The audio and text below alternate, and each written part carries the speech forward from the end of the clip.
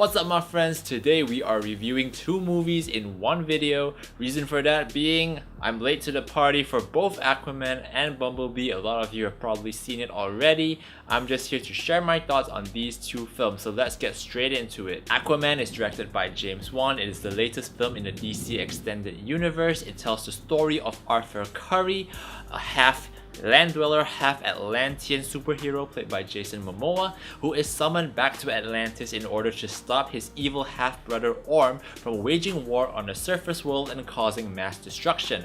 Orm, played by Patrick Wilson, has this huge army of soldiers as well as underwater technology, and in order to stop him, Aquaman has to prove that he is the one true king of Atlantis to dethrone his brother. I think this movie was pretty fun. I am a big fan of James Wan's direction. I think Jason Momoa is perfect as Aquaman, as is Amber Heard as Mera. I was quite excited to see how the underwater visuals would look, and for the most part I think the movie succeeds in creating this beautiful, vibrant world, not too dark and depressing as was the case previously in much of the DCEU. The movie does have its engaging and serious moments, but for the most part overall, I feel that they managed to not take themselves too seriously, which was appreciated. I think the action is shot very well. There is one scene in particular halfway through the movie where a sequence takes place in one take. I thought that was a good directorial choice from James Wan. I thought Rupert Gregson-Williams' score, despite not being too memorable, helped a lot to make the payoff scenes really hit you in the feels, so that I enjoyed. Where the film falters for me is the story and the pacing. The movie is really quite long, almost 2.5 hours, and at times you feel that the film does meander quite a bit. It's like those video games where they tell you the treasure is in Castle X, you go to Castle X, but the treasure isn't there. There's a clue instead that tells you to go to Castle Y, and now you gotta go to Castle Y, and so on and so forth.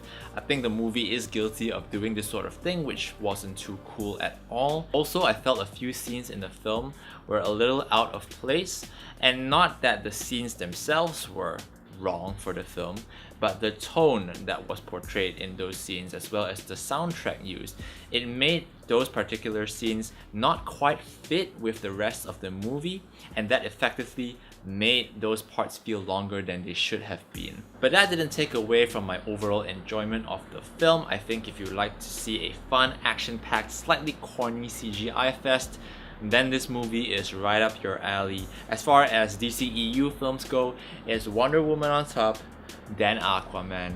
So I will give Aquaman a 7 out of 10. Bumblebee is the 6th movie in the Transformers franchise. It takes place in the late 80s and it stars Hailee Steinfeld as Charlie, a girl who gets a new car which turns out to be the Transformer Bumblebee. And the movie follows the budding friendship between Charlie and Bumblebee as they try to evade capture from the evil Decepticons, or the evil Transformer robots. This film is much smaller in scale compared to previous Transformers movies. It's really just one giant good robot fighting two giant evil robots. And I think this is a good thing for the film because it allows it to focus on the characters of Bumblebee and Charlie rather than the CGI vomit from the previous installments. I believe this is the best Transformers movie since the very first one back in 2007, which is not saying much to be honest, because every subsequent Transformers film from then became much worse, which was very disappointing. But this is the first Transformers movie that is not directed by Michael Bay. It is directed instead by Travis Knight, and I do believe that he breathed some fresh air back into this franchise with a smaller story and better characterization. Hailee Steinfeld is a pretty great actress in my opinion, and she does deliver. I'm happy to say she does deliver in this movie a good performance. It does help that her character is written with some depth. We learn about her backstory, we see Bumblebee get invested in her story as well, and that character interaction between Bumblebee and Charlie really is the highlight of the film. John Cena is in this movie. His acting was slightly wooden, but he wasn't terrible. There is a sidekick character in this film, however, and he is played by Jorge Ledenborg Jr. I'm sorry if I pronounced your name wrong. His character was pretty useless, to be frank. he doesn't get anything useful to do and winds up being quite inconsequential, which of course was very disappointing.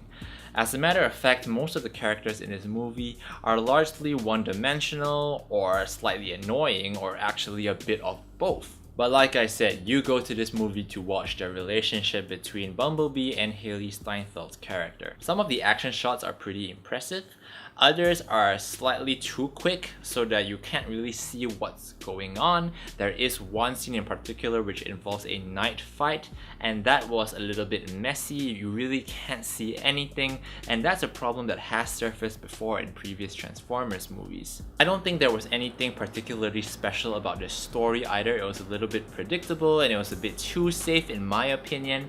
However, there is an argument to be made that they needed to make it a safe, solid movie in order to revitalize the franchise, get people believing in the Transformers again, and I think to a large extent they did do that. I did enjoy the film quite a bit. It's definitely not a bad movie. Certain things could have been better, but if you are a fan of the Transformers, I think this one is for you. I'm gonna go positive on this one, so I will give Bumblebee a 6.5 out of 10. Guys, thank you so much for watching this video. Comment below, tell me what you thought of both Aquaman and Bumblebee. Did either of them impress you? If you like this video, click that like button, share it on all your social media platforms. I really appreciate it. If you love this video, you want to see more of my reviews, then click that subscribe button below. I will be back next time with another movie review for you guys. So until next time, have a great week ahead, maximum hype, and peace out.